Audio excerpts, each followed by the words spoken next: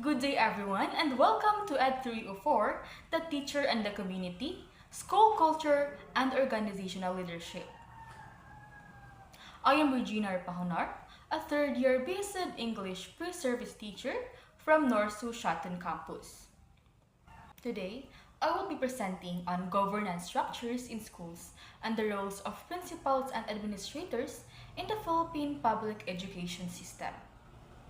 This presentation discusses how authority and accountability are structured, the specific responsibilities at each level of governance, and how this understanding informs professional practice for future teachers.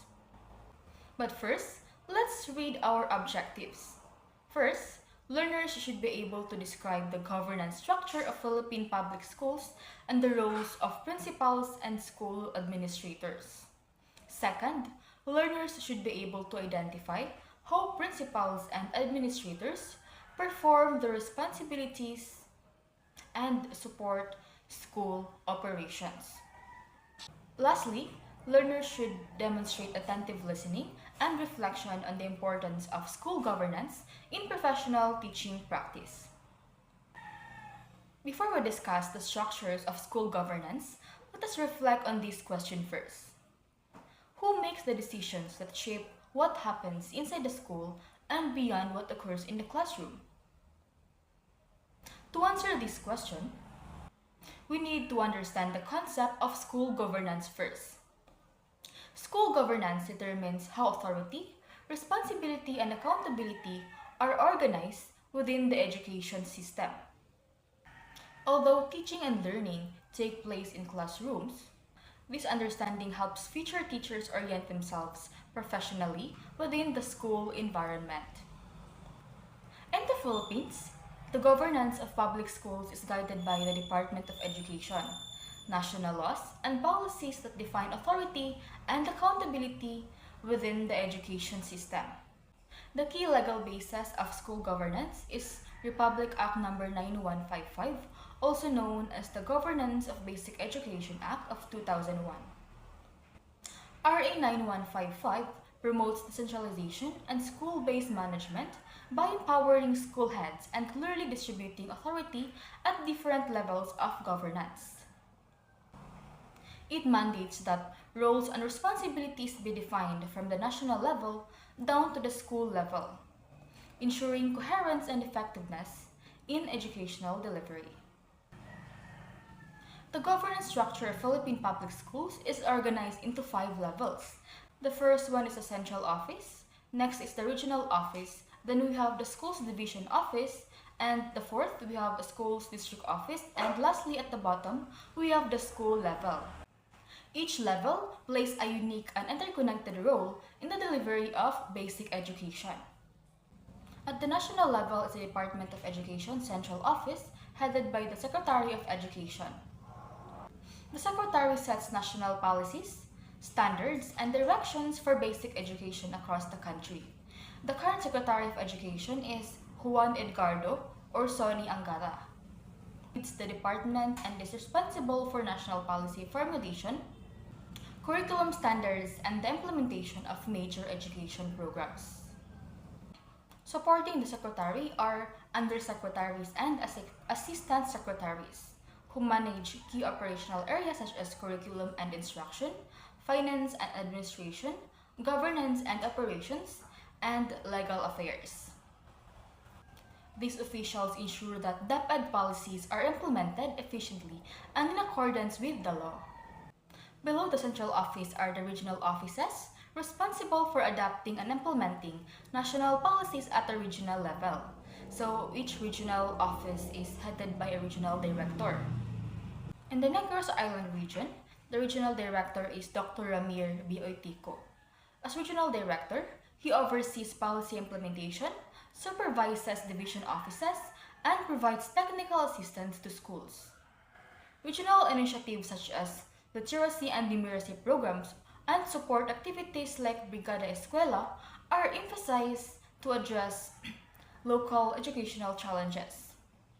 Now each region is further divided into schools division offices, each headed by a schools division superintendent. The division superintendent leads DepEd initiatives within the division and ensures that schools comply with national and regional directives. Responsibilities include supervising schools, monitoring performance, managing personnel, developing vision education plans, and ensuring the efficient use of resources to support quality learning outcomes as mandated by RA 9155. Now, within each division are school districts, supervised by district supervisors. District supervisors provide direct instructional and administrative support to school heads and teachers. The responsibilities include curriculum supervision, professional guidance, and ensuring that schools' day-to-day operations align with the vision and the national goals. Now, at the school level, the principal serves as the school head and primary leader responsible for school operations, teaching quality, curriculum leadership, delivery, and learning outcomes. Principals perform three major roles. The first one is instructional leadership, supervising teaching, ensuring curriculum implementation, and supporting teacher development. The next one is administrative leadership. This involves managing personnel, finances, facilities, and compliance with the DepEd policies. And the third one is community leadership.